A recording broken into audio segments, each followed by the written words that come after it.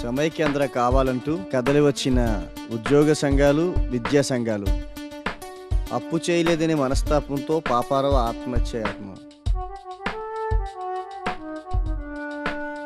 ప్రియురాలు ప్రియుణ్ణి రేప్ చేసిందని కోర్టులో కేసు. కదలి వచ్చిన పురుష సంఘాలు. అయ్యో దేవుడా, ఈ లోకాన్ని కాపాడేవారే లేరా? ఏంటి ఈ లోకం? మా మగజాతిని కాపాడేవారే లేరా? ఎందుకు లేరు? మీరున్నారుగా మీ మగజాతిని కాపాడడానికి.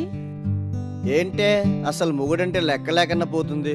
అసలు ఈ టైం కనిపెట్టింది, స్కూటర్ కనిపెట్టింది ఎవరో తెలుసా? మా మగవాళ్ళనే. సర్లే, టైం ఎంత అయిందో చూడు. చేతికి అంత పెద్ద వాచి పెట్టుకున్నారు. ఈ వాచి కనిపెట్టిందే మీ మగవారు. నన్ను అడుగుతారే? ఈ మాట వింటే మీ మగజాతికే అవమానం. సర్లే, కాలిందా? ఇదేనా మీ మగజాతి? Good morning daddy. ఇదిగో మీ పుత్రికారత్నం వచ్చింది. Good morning baby. మీ పక్కన చేరిందా? మీ పుత్రుడు కూడా 6 గంటలకే ఏం ఉద్ధరించడానికి కాలేజీకి వెళ్ళిపోయాడు. సరే గాని టిఫిన్ రెడీ చేయి. చిట్టి తల్లి, వెళ్ళి ఫ్రెష్ అయిపోయారా అమ్మా? ఈలోపు టిఫిన్ రెడీ అవుతుంది.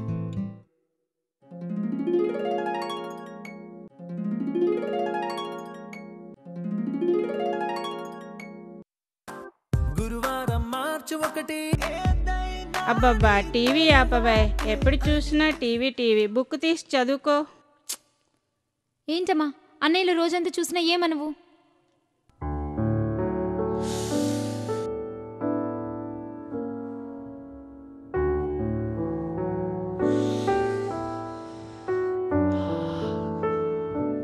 అమ్మా, చిట్టి తల్లి, టీ తీసుకురా అమ్మా.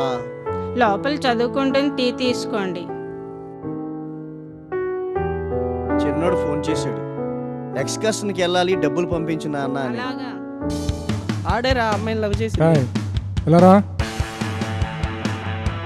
ఏ బ్రాంచ్ అండి? మా వాడు లోన్లో వచ్చేస్తున్నా ఉంటా. సమాధానం చెప్తున్నా ఉంటారా? జూనియర్లో ఉండి బ్రాంచ్ కాదు కదా నాయన, నీకు ఎందుకు బ్రాంచ్ గురించి మాట్లాడతాడు. సీనియర్ సమాధానం ఇస్తాంట్రా? నన్ను కొట్టారు కదా, మా అన్నం తీసుకొస్తాను అప్పుడు ఉండదు. అన్న కాకపోతే అలా తీసుకుని ఎక్కడ ఉంటాను. బీలా అన్న కొట్టింది. ఎవరో కొట్టింది మా వాళ్ళు. ఎవడో ఎందులో కొట్టావు? మా వాళ్ళలో వాళ్ళు వచ్చేస్తే కొట్టరేంట్రా? వాళ్ళు చూసుకుని మధ్య నీ గేట్రా తీయా చేతి తీయా. ఏం చేస్తా? ఏంది ఏంది చచ్చిపోతారు రా. అందరే దారా చూసుకోండి. దారా ఏంట్రా మీరు కాలేజ్ అనుకున్నారు? ఏమనుకున్నారు? సీరియస్ అసలు లేదా మీ అసలు? 2 దేశాలు కొనుక్కుంటే ఆ దేశం మీద ప్రేమ ఉన్నట్టు. అదే 2 కాలేజ్ వాళ్ళు కొట్టుకుంటే ఆ కాలేజ్ వాళ్ళ మీద ప్రేమ ఉన్నట్టు. అలాంటిది ఒకే కాలేజ్ వాళ్ళు మనం కొట్టుకోవడం ఏంట్రా? మరీ అడగారంగా. మాకు నీతులు చెప్తావేంట నువ్వు?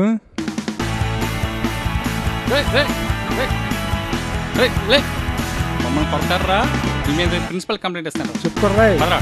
పోరా, ఇది ఎక్కడ కాదురా, బయట చూసుకుని దారా. ఎక్కడ రమ్మంటే అక్కడికి వస్తాను రా.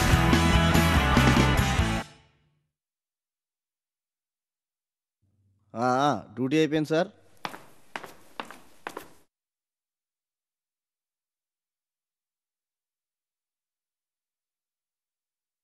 మా అన్నయ్య ఫోన్ చేశాడండి. ఓహో, అందరూ బాగున్నారు ఇంట్లో? ఏదో ప్రైవేట్ బ్యాంకులో డబ్బులు దాచుకున్నారంటండి. అది రాత్రికి రాత్రి ఎత్తేశారు. మనం ఏమైనా సహాయం చేద్దామా అండి? అసలు మీ అన్నికి బుద్ధి ఉందా?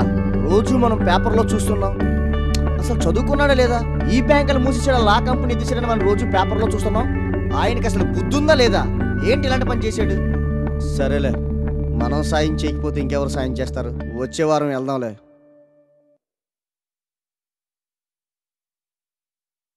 అబ్బా అబ్బా, రమ్య రమ్య, అబ్బా రమ్య, ఏమండి? ఏమైంది? ఏమైంది డాడీ? ఇక్కడ నొప్పి వస్తుందమ్మా. హలో హలో హలో అన్నయ్య. చెప్పమ్మా, చెప్పు. అన్నయ్య డాడీని డాడీని హాస్పిటల్లో జాయిన్ చేశారు అన్నయ్య. హాస్పిటల్లో జాయిన్ చేశారా? నేను వస్తాను, ముందు అన్నికి ఫోన్ చేయి, నాకు రావడానికి 2 days పడుతుంది. డాడీ డాడీ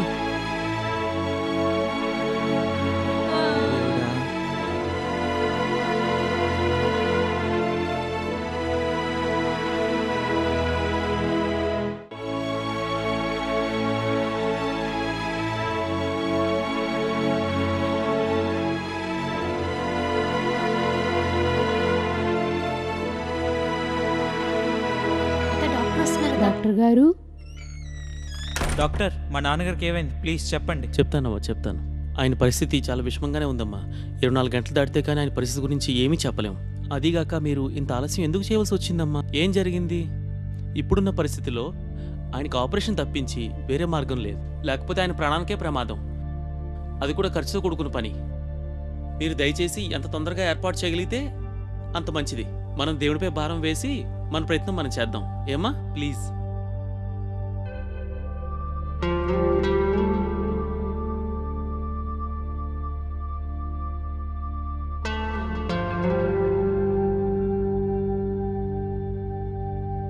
ఎవరి కళ్ళు మా మీద పడ్డాయో ఆ దేవుడు ఎందుకు మా మీద కన్నెర చేశాడమ్మా. ఇప్పుడు చూస్తే మా మరదల పరిస్థితి వస్తే చాలా విచారంగా ఉంది. ఆపరేషన్ అంటున్నారు. ఆ రోగం ఏదో నాకొచ్చినా బాగుండు. పిల్లలు కలవాడు, వాడికెందుకు ఇచ్చాడో దేవుడు.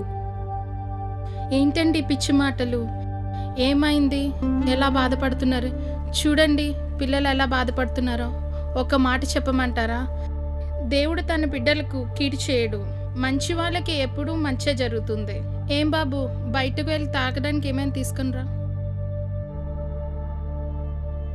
ఇదిగో చూడండి, ఆ మరీ తల్లిని చూడండి. తన హృదయంలోకి అగ్నిజ్వాలలు దూసుకువెళ్ళినా చెరగని చిరునవ్వుతో మనందరినీ ప్రేమగా చూస్తుంది. ఈ పుస్తకాన్ని మీరు చదవండి. మీ మర్దల్ గారి చేత కూడా చదివించండి. తప్పకుండా మీ కుటుంబంలో మంచి జరుగుతుంది. మీకోసం తప్పక ప్రార్థన చేస్తాను.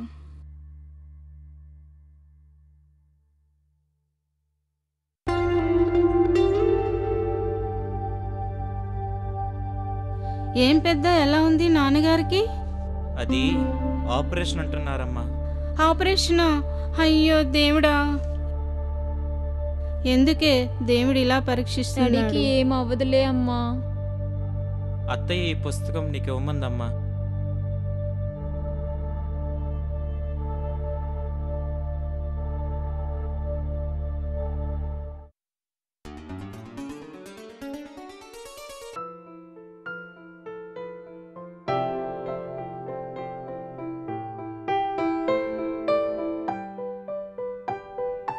బీపీ ఎంత ఉంది సిస్టర్?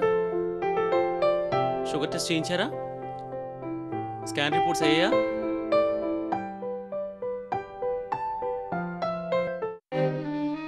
ఇది సిస్టర్ లేటెస్ట్ రిపోర్టేనా అండి? ఇది ఓల్డ్ రిపోర్ట్స్ ఇయ్యమ్మా. సిస్టర్, ఇది ఈ పేషెంట్ దానా అండి, వేరే పేషెంట్ ఎవరిదాన్ని ఇచ్చారా?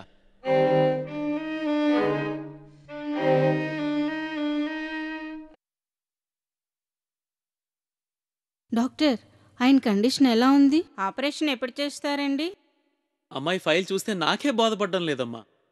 నిన్నటిదాకా క్రిటికల్గా ఉన్న పేషెంట్ కండిషన్ ఇవాళ సంపూర్ణ ఆరోగ్యంగా ఉన్నారు. అద్భుతమే జరిగింది బాబు. మనుషుల వల్ల సాధ్యం కాలేనిది దైవం వల్లే సాధ్యమైంది. నా ఎన్ని సంవత్సరాల వైద్య వృత్తిలో ఇలాంటి కేసు చూడటం ఇదే ఫస్ట్ టైం. భగవంతుడు మీ అందున్నాడు. రేపే మీ నాన్నగారిని డిశ్చార్జ్ చేస్తాను. మీరు వెళ్ళి మీ బాధను చూడొచ్చు. గాడ్ బ్లెస్ యూ మా.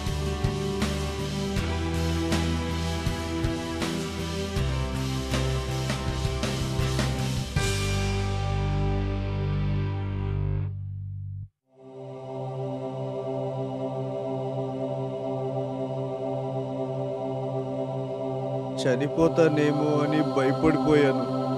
నేను చనిపోతే నా పిల్లలు నువ్వు ఎలా బ్రతుకుతారో ఏమైపోతారో అని భయపడ్డాను. నా పిల్లల్ని ఇంకా సెటిల్ కూడా చేయలేకపోయాను. కానీ సడన్గా ఏదో అద్భుతమైన శక్తి వచ్చి నన్ను తాకింది. బహుశా నువ్వు నమ్ముకున్న మరియమ్మ గారే తన కుమారుడితో వచ్చి నన్ను స్వస్థపరిచారేమో.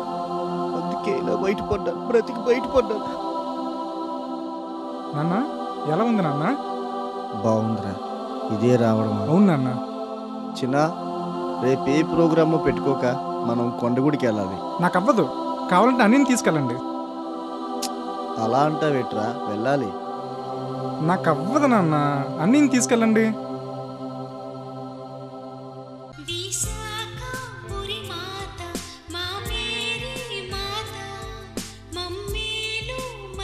ఆంటీ ఆంటీ బాగున్నారా ఆంటీ? డాడీ హాస్పిటల్లో ఉన్నప్పుడు మరియమ్మ గారి గురించి చెప్పారు కదమ్మా.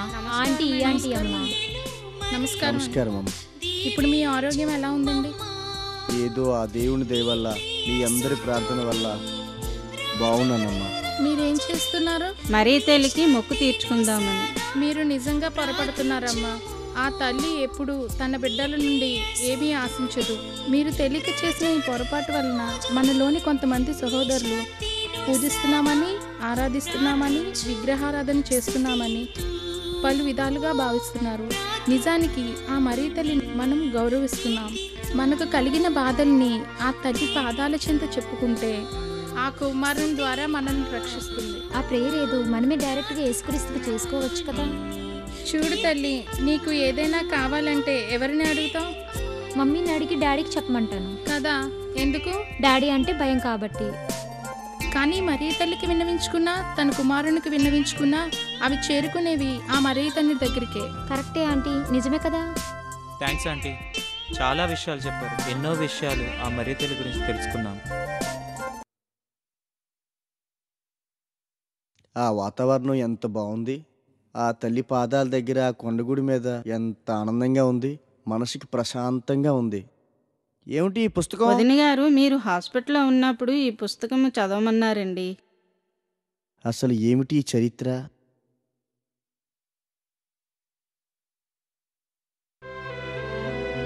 విశాఖపట్నం పేరు వింటే చాలు సమస్త ఆంధ్రావనికి ఏదో తెలియని ఆనందం, ప్రశాంతత. ఎందరో మహానుభావులు అడుగుపెట్టిన నేల, శ్రీశ్రీ లాంటి మహానుభావులు జన్మించిన నేల ఈ విశాఖపట్నం. ప్రకృతి అందాల సోయగాలు ఒక పక్క, తన తాకిడితో పలకరింపులతో నేస్తం అని ప్రతి ఒక్కరిని పలకరించే సాగర్ తీరం, దేవుని సృష్టికి ఈ విశాఖ నగరం ఓ ఆలంబనం.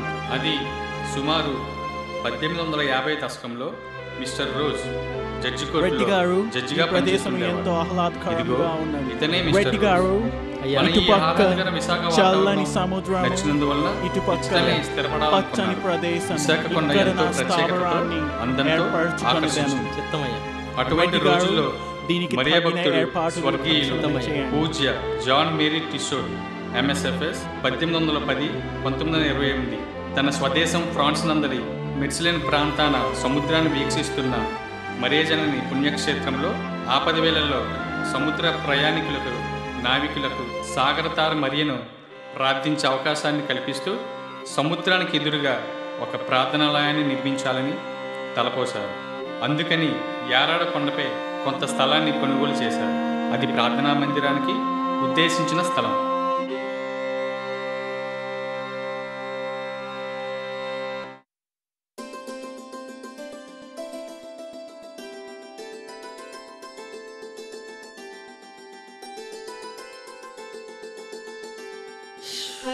రే బస్తా ఇక్కడ పెట్టు.